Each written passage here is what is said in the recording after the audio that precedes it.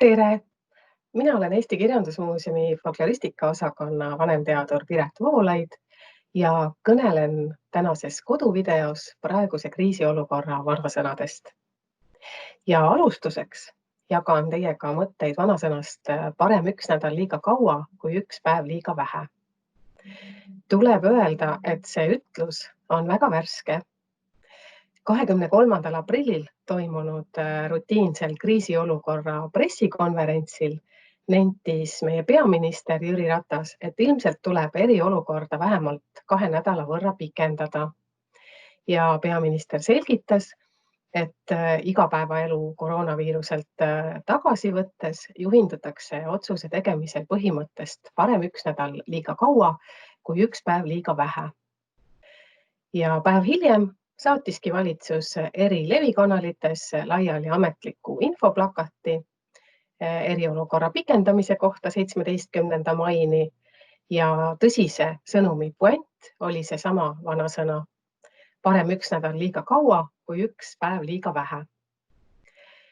Seda ütlust pole mõtet otsida meie esinduslikemast vanasõnakogust, Eesti akadeemilisest väljaandest Eesti vanasõnad, mis siis nägi ilmavalgust 1980. aastatel ja sisaldab ühtekokku 15 140 erisisulist rahvatarkust.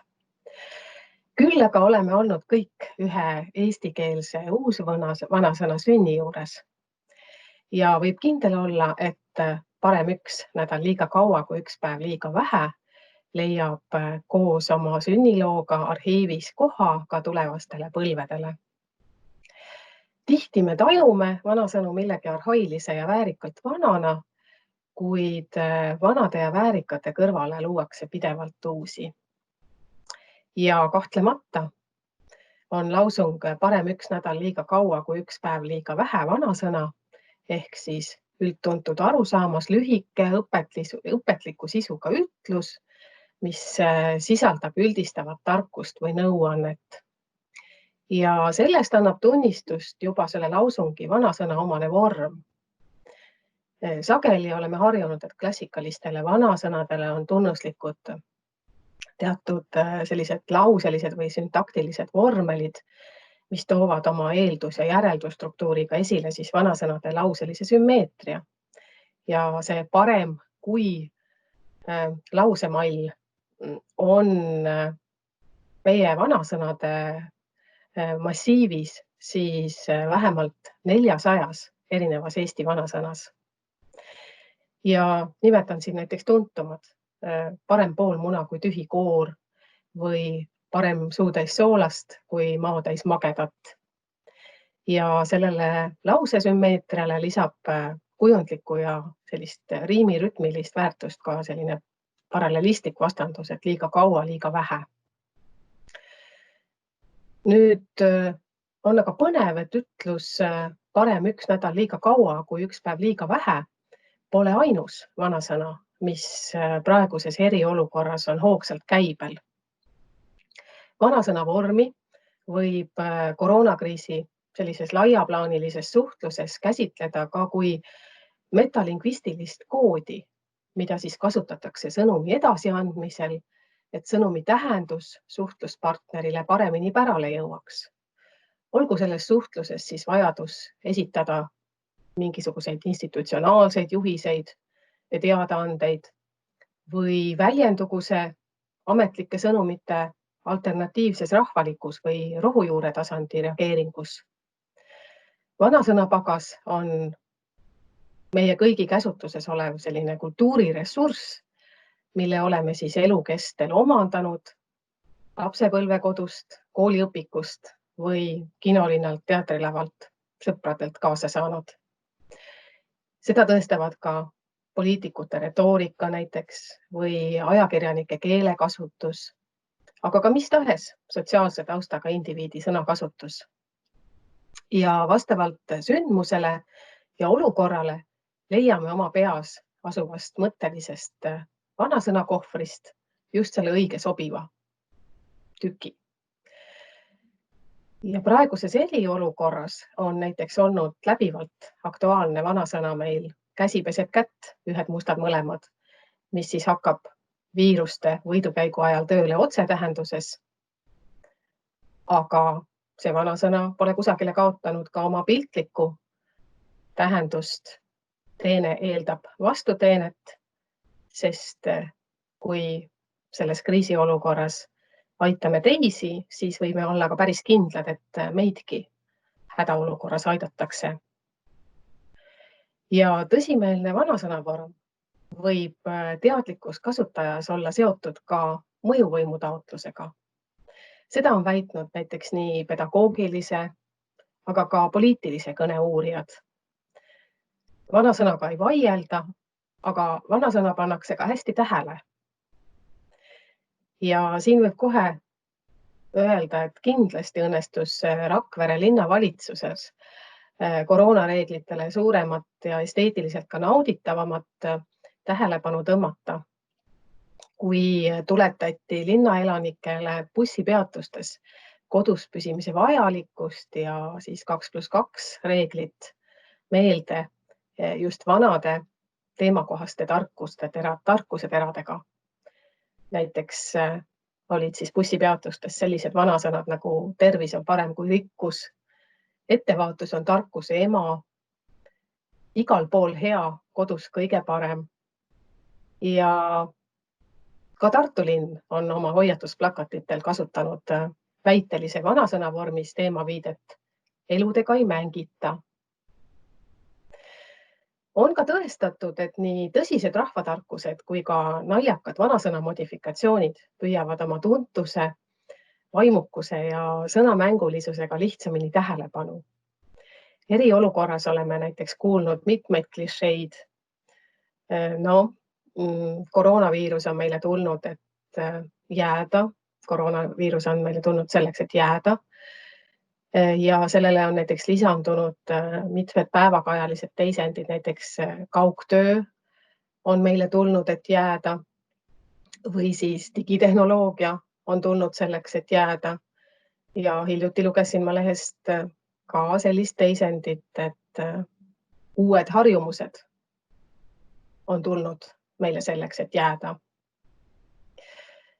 Ja meenutan siinkohal ka, et Eestis läks koroonakriisi algusaegadel rahvasuus levile liikvele vaat et üks eriolukorra populaarsem rahvatarkus, julge hundi rind on hanerasvane.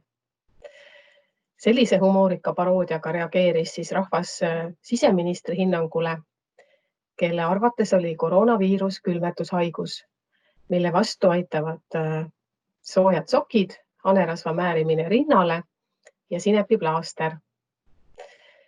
Siseministri mahlakad väljaütlemised on toonud meile mitmeid koroonaaja vanasõna pärle.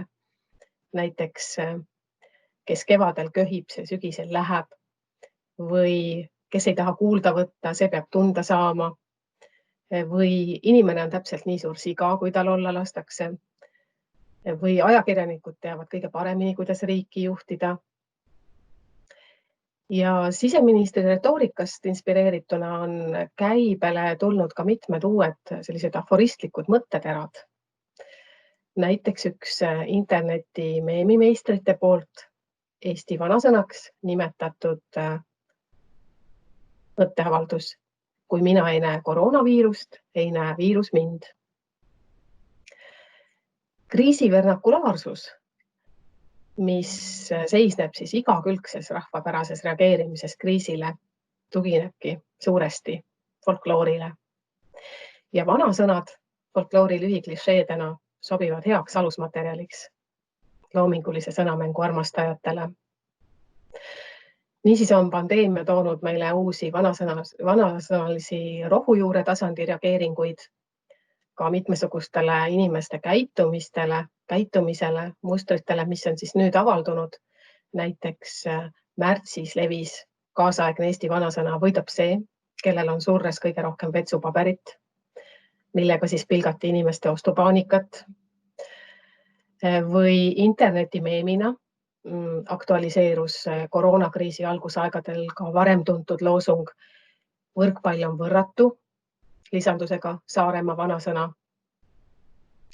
Sellega siis ironiseeriti asjaolu, justkui alanuks haiguse levik koroonaviirusest kõige rohkem räsitud maakonnas Saaremaal võrkpallimängust, täpsemini tribüünil olnud fännide pasuna puhumisest.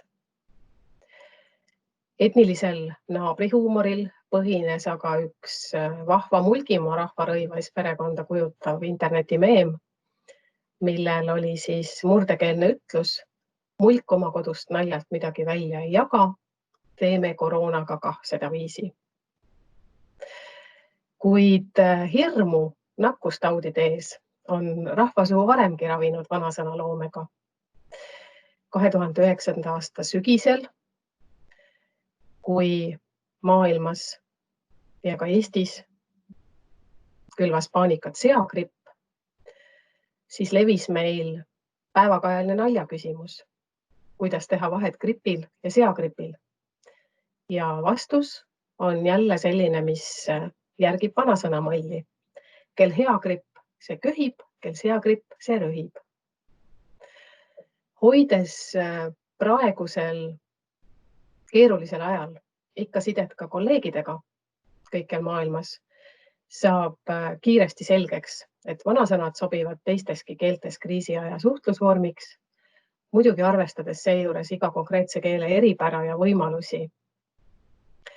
Aegade asjatundlikem Eesti vanasõnauurija Arvo Krikman on juba 1970. aastatel rõhutanud vanasõnade paljufunktsionaalseid, paljusituatiivseid ja paljutähenduslikke tahke.